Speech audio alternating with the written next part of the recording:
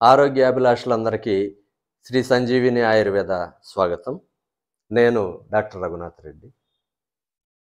ఈరోజు మనము profession related diseases గురించి తెలుసుకుందాం. వృత్తిరీత్యా ఎవరికి ఎటువంటి వ్యాధులు వస్తాయి ఏంటి అనేది తెలుసుకుందాం.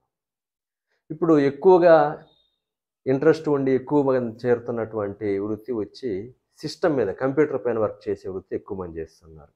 అది సాఫ్ట్వేర్ ప్రొఫెషనల్స్ కావచ్చు, లేదా బ్యాంకింగ్ ఎంప్లాయీస్ కావచ్చు, లేదా రిసెప్షన్ కౌంటర్స్లో ఉండేవాళ్ళు, అడ్మినిస్ట్రేటివ్ వర్క్ చేసేవాళ్ళు, చాలామంది ఆల్మోస్ట్ ప్రతి ఒక్కళ్ళు కంప్యూటర్ యూజ్ చేసే వాళ్ళే ఉంటారు. అది ల్యాప్టాప్ కావచ్చు, డెస్క్టాప్ కావచ్చు, ఏదైనా కావచ్చు.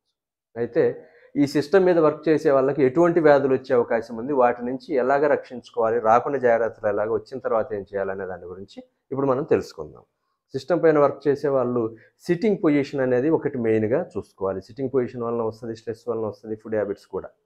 సిట్టింగ్ పొజిషన్లో వచ్చేది ఎట్లా ఉంటుందంటే, స్పైనల్ కార్డు ఇట్లాగా స్ట్రైట్గా ఉన్నట్లు కూర్చున్నట్లయితే సిట్టింగ్ పొజిషన్ కరెక్ట్గా ఉంటుంది. స్పైనల్ కార్డు ఎప్పుడు కూడా స్ట్రైట్గా ఉండాలి. సిస్టమ్ మీద వర్క్ చేసేప్పుడు యూజువల్గా ఏమవుతుంది, కాన్సన్ట్రేషన్ అంతా కూడా మానిటర్ పైన ఉంటుంది. మానిటర్ పైన ఉన్నప్పుడు యూజువల్గా మానిటర్ చూడడం కోసము ఇట్లాగ నడుము దగ్గర బెండ్ అవుతుంది, మెడ దగ్గర బెండ్ అవుతుంది, చేతులు కూడా దగ్గరికి వస్తాయి కీబోర్డ్ యూజ్ చేయడానికి. ఇవి యూజువల్గా ఉండేటువంటి మూమెంట్స్.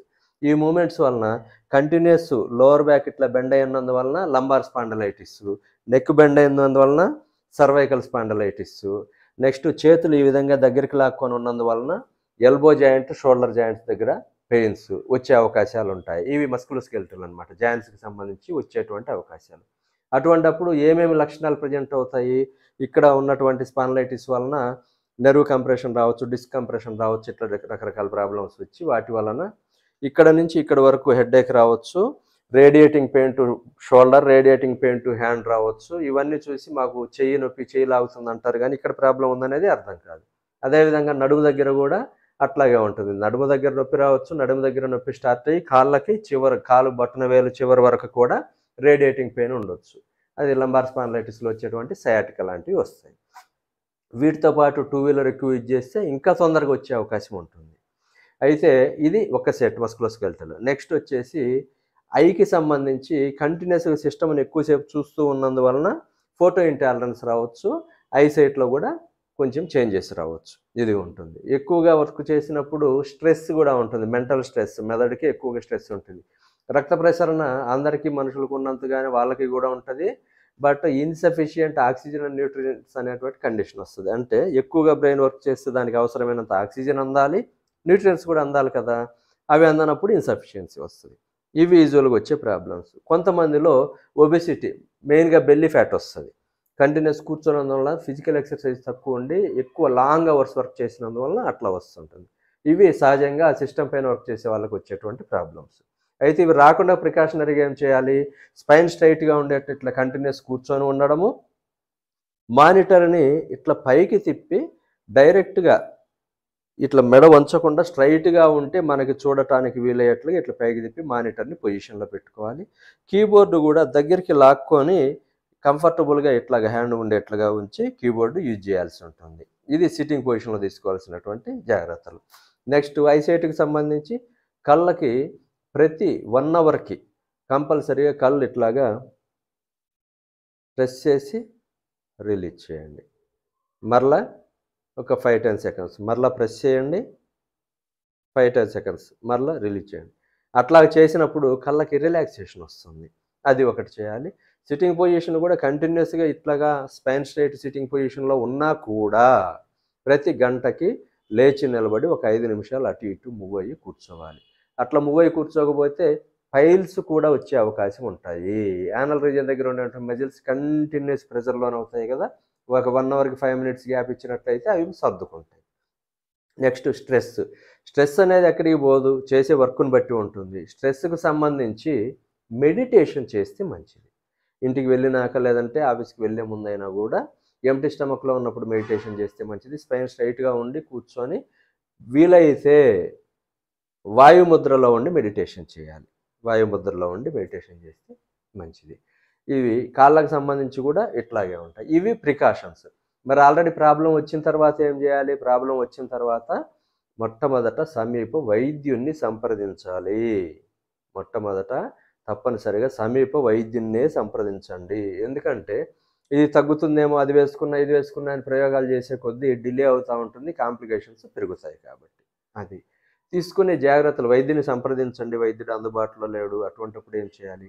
అటువంటప్పుడు స్పైనల్ కార్డ్ బ్యాక్వర్డ్ స్ట్రెచ్ అయ్యేటువంటి ఆసనాలు లేదా ఎక్సర్సైజెస్ స్లోగా చేయాలి. మైల్డ్ టు మోడరేట్, సివియర్గా చేయకూడదు. స్లోగా చేయాలి. అంటే ఉదాహరణకి ధనురాసనము. ధనురాసనం అంటే బాడీ మొత్తం బ్యాక్ బెండ్ అవుద్ది. తల ఇట్లా వస్తుంది, కాళ్ళు ఇట్లా వస్తుంది, పొట్ట నేలకు ఆనుకొని ఉంటుంది. స్పైనల్ కార్డ్ బ్యాక్ బెండ్ అయి ఉంటుంది. అది ఒకటి. షోల్డర్ సంబంధించి ఇట్లా షోల్డర్కి బ్యాక్వర్డ్ మూమెంట్ ఉండేటువంటి షోల్డర్ ఎక్సర్సైజెస్ చేస్తే నెక్ దగ్గర ఉన్నటువంటి స్టిఫ్నెస్ రిలీజ్ అవుతుంది. స్పైనలైటిస్ ఇలా ఉంటుంది. మెల్లగా చేయాలి. ఇప్పుడు ఉదాహరణకి ఇట్లా బ్యాక్వర్డ్ మూమెంట్ అనుకోండి, ఇంత స్లోగా. షోల్డర్ మూవ్ అవ్వాలి. చెయ్యి ఎవరైనా మూవ్ చేస్తారు, ఇది కన్ఫ్యూజ్ అయ్యి. ఇది కాదు, ఇది రొటీన్ ఎక్సర్సైజ్. షోల్డర్ అట్లా బ్యాక్వర్డ్ మూమెంట్ కనుక వస్తే ఇక్కడ ఉన్నటువంటి ప్రెజర్స్ ఏమైనా ఉంటే రిలీజ్ అవుతాయి. ఐకి సంబంధించి ప్రాబ్లం వచ్చినా రాకముందు ఏందనేది చెప్పాను. నెక్కు సంబంధించి లోవర్ బ్యాక్ చెప్పాను. అట్లాగే మరి ఇప్పుడు పైల్స్ లాంటివి కూడా వస్తా అన్నాను కదా. పైల్స్ లాంటివి రాకుండా ఉండాలి అంటే ఏదైనా ఇబ్బంది ఉంది, పైల్స్ వచ్చేట్లున్నాయి, కొంచెం పెయిన్ ఉంది, ఇచ్చింగ్ ఉంది, బర్నింగ్ ఉంది, ఇట్లా సమస్య ఉన్నప్పుడు ఒక ప్లాస్టిక్ టబ్ తీసుకొని సిడ్జ్ బాత్ చేయాలి. ప్లాస్టిక్ టబ్లో వేడి నీరు, టాలరేట్ చేయగలిగేంత వేడి నీళ్ళు, గోరువెచ్చ కంటే కొంచెం ఎక్కువ ఉండే వేడి నీళ్ళు తీసుకొని దాంట్లో వేసేట్లయితే ఒక మూత డెటాల్ కానీ ఏదన్నా వేయచ్చు, లేకుంటే ఏం వేయకుండా కానీ దాంట్లో కూర్చోవాలి. ఇక్కడ నుంచి నడుము దగ్గర నుంచి ఇక్కడ వరకు మునిగేట్లుగా దాంట్లో ఒక 10-15 నిమిషాలు కూర్చొని ఉండాలి. అలా చేయడం వల్ల అక్కడ ఉన్నటువంటి మజిల్స్ అన్ని రిలాక్స్ అయ్యి, యానల్ రీజియన్లో మజిల్స్ అన్ని రిలాక్స్ అయ్యి పైల్స్, ఫిస్టులా, ఫిషర్ లాంటివి రాకుండా ఉంటాయి. నెక్స్ట్ మీకు చెప్పిన మెడిటేషన్తో పాటు తలకి హెయిర్ ఆయిల్ అప్లై చేసుకుంటే మంచిది.